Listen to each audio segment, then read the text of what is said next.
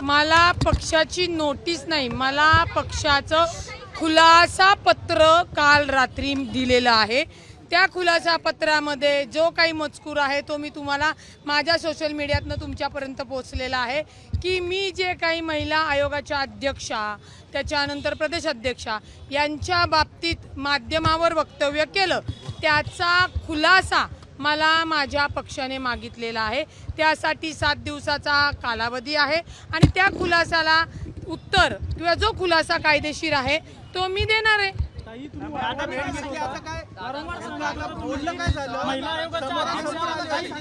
महिला आयोगाच्या अध्यक्षा आरोप केला होता तुम्ही।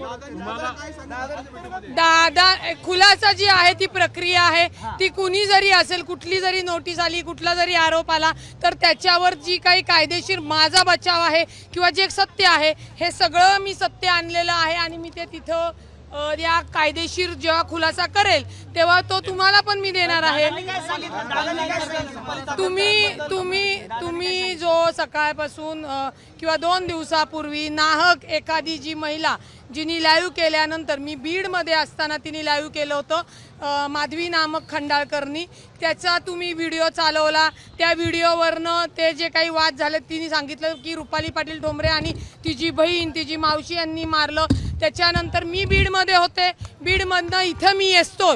या दोन्ही केसेस हा ज्या वादावादी किंवा जो काही प्रसंग घडलेला तो प्रसंग त्यावेळेला पोलीस स्टेशनमध्ये वाद गेला होता, तो वाद संपवण्यात आला होता आणि तो वाद संपवल्यानंतर लक्षात घ्या तो वाद संपवल्यानंतर दुसऱ्या दिवशी तातडीने पुन्हा एकदा त्या माधवी खंडाळकर यांनी सीपीला तक्रार दिली आणि अर्ध्या तासाच्या आत हा तक्रार गुन्हा दाखल करण्यात आला।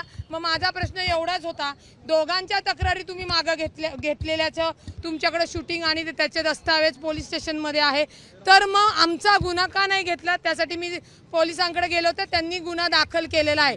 माधवी खंडाळकर आणि तिच्या भावावर 354च्या विनयभंग केला म्हणून आणि बोलायला आलेल्याच्या अंगावर डायरेक्ट गेलेल्याचा तो गुन्हा दाखल केलेला आहे। आता माधवी खंडाळकर राज्याचे उपमुख्यमंत्री यांना भेटायला आल्या, साहजिकच आहे माननीय अजितदादा महाराष्ट्राचे राष्ट्रीय अध्यक्ष महाराष्ट्राचे नेते राष्ट्रीय अध्यक्ष आहेत, त्यांना कुठलंही सर्वसाधारण व्यक्ती भेटायला येऊ शकतात, त्यानुसार त्या तिथं आल्या होत्या। माधवी खंडाळकरांचा गुन्हा कोणाच्या सांगण्यावरनं दाखल करण्यात आला त्याचाही तपास व्हावा म्हणून मी सीपींकडे तसा अर्ज केलेला आहे आणि हे कुणी प्लॅन केलं कारण का माधवी खंडाळकर नामक महिलेशी माझा 6 ते 7 वर्ष लहानपणी मैत्रीण होती। लहानपणी ती गल्लीत राहायचो म्हणून 6 वर्ष संबंध नसताना अचानक ती डॉक्टर संपदाचं जेव्हा आपल्या महिलाच्या राज्याच्या महिला आयोग अध्यक्ष जेव्हा चारित्र्य हनन करतात आणि त्याच्यावरनं मीडियावर झोट उडल्यानंतर मी सांगते की बाबा पक्षाचं आणि आयोगाचं कामकाज वेगळे त्याच्याशी पक्ष सहमत नाही। त्याच 28 नोव्हेंबरला ती पोस्ट माधवी खंडाळकर करते, ती पोस्टही मी तुम्हाला दाखवू शकते आणि ती पोस्ट केल्यानंतर ती पोस्ट तिने डिलीट केली। त्या डिलीट केल्यानंतर एकच मिनिट धरा दाखवते सगळं दाखवते। हे बघा ही पोस्ट केली होती माधवी खंडाळकरनी, त्या माधवी खंडाळकरनी लिहिलेली आहे, त्या माधवी खंडाळकरनी लिहिलेलं आहे की रुपाली पाटीलला तुम्ही पद का दिलं, तुम्ही पक्षात का घेतलं, तुम्ही का अडवलं। या सगळ्या गोष्टी झाल्यानंतर याची ही पोस्ट तिने डिलीट केल्यानंतर याच्या आधी सुद्धा ही 20 जून 2024 सालची पोस्ट स्क्रीनशॉट बघा। तेव्हाही सुद्धा एका दुसऱ्या महिलेला उभं करून माझी सोशल मीडियावर पोस्ट करणारी चाकणकर मॅडमची ही मुलगी आहे। हा 20 जून 2024 मंगळवार स्नेहल चव्हाण सोनाली गाडे आणि हीच मी स्वतः हे स्क्रीनशॉट रुपाली चाकणकर यांना व्हॉट्सअपला पाठवलेले आहेत। त्याच्यानंतर हीच पोस्ट मी कोण आहे सुनील साहेब तटकरे यांना पाठवली आहे आणि आदितीताई तटकरे यांना पाठवली होती, तसेच खासदारांना पाठवली होती। माझा फोन दे। हो आता आता प्रश्नांची उत्तरं मी खरंच देणार आहे, हातात राहू दे. आता ज्या दिवशी तिला विचारणा करायला गेले त्या दिवशीचा व्हिडिओ स्वतः खुद्द माधवी खंडाळकर यांनी व्हायरल केला होता, तो ऐका. ग्रुपवर शेअर करा ताई. एकच मिनिट, ब्लूटूथ बंद कर तुमचं. ब्लूटूथ वर कुणाचा फोन आहे? नाही नाही, तुम्ही आत्ताच घ्या, ऐकून घ्या, आत्ताच घ्या. जी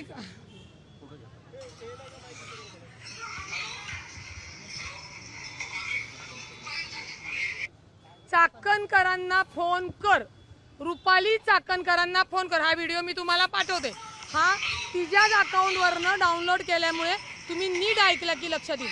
म्हणजे जिथं रुपाली चाकणकरशी काही संबंध नाही म्हणणारी महिला त्याच भांडणाच्या वेळेला चाकणकरांना फोन कशी काय करू म्हणते. बरं, हे तर आता मी तिच्या घरात कॅमेरे लावलेले नाही आहेत. हा व्हिडिओ तिने तिच्या याच्यावर टाकला आणि तो मी फक्त घेतला आणि माझ्या वकिलीच्या यांनी तो त्या गोष्टी सगळ्या तुमच्या समोर आणल्या.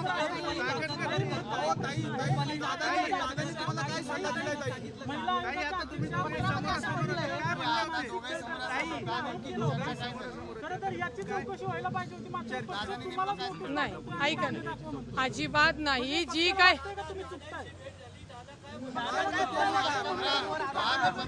दादांनी सांगितलेलं आहे की त्या माधवी खंडाळकर पण तिथं आल्या होत्या.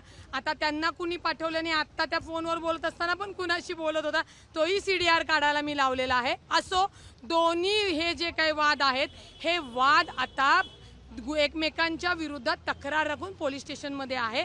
पोलीस त्याच्यात तपास करतील आणि पालकमंत्री म्हणून दादांनी सांगितलेलं आहे की याचा पूर्ण जो काही रिपोर्ट अहवाल आहे याच्यात कोण चुकलेले आहेत, रुपाली पाटील ठोंबरे चुकली आहे का, अजून खंडाळकर चुकलेले आहेत का, याला खंडाळकरांना चालवणाऱ्या चाकणकर चुकलेले आहेत, त्याचा अहवाल पोलीस तिथे दादांसमोर ठेवतील.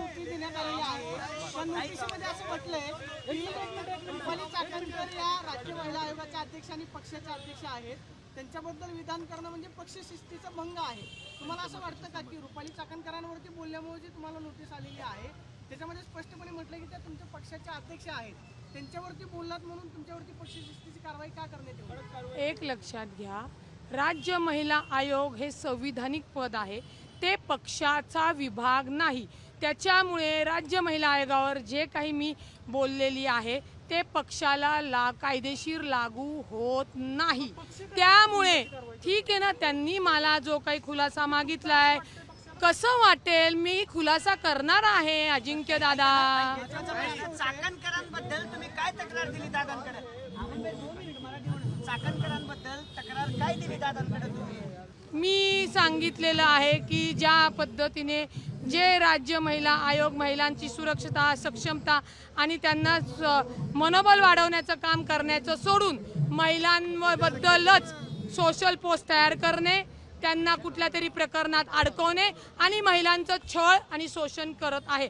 आणि आपल्या माहितीसाठी सांगते, जी काही माझी पोस्ट माधवीनी केली होती त्याचाही मी पोलिसांना तक्रार दिलेली आहे, URL दिलेली आहे आणि मला क्रिमिनल धमकी, मला इंटेन्शनली माझा इन्सल्ट करणे आणि माझी बदनामी करणे या अंतर्गत गुन्हा दाखल करायला सांगितलेला आहे. तुम्हाला नोटीस देण्यात आलेली आहे. संजय खोडके हे पक्षाचे सरचिटणीस आहेत. मी त्याच्यामध्ये खुलासा देणार हे दादांना सांगितलेले.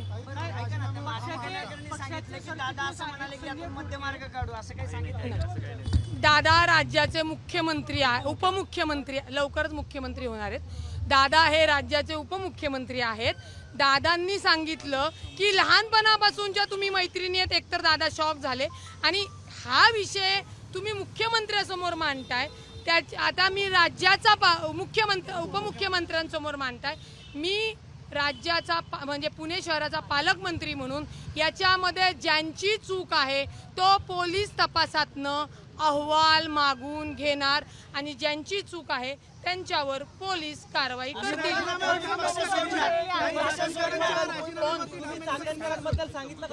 हो, मी कोणाला कोण बोलतोय? मी काय पळून जाणारी महिला बिला वाटले का तुम्हाला? मी कायदेशीर त्याला उत्तर देऊन हे करणार.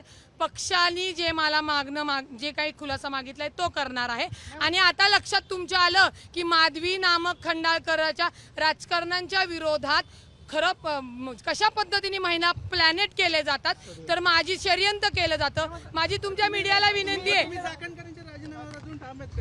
राज्य महिला आयोगाचा राजीनामा त्यांनी दिला पाहिजे.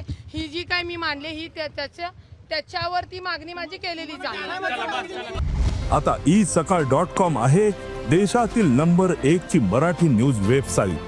प्रत्येक अपडेटसाठी isakal.com ला नक्की भेट द्या.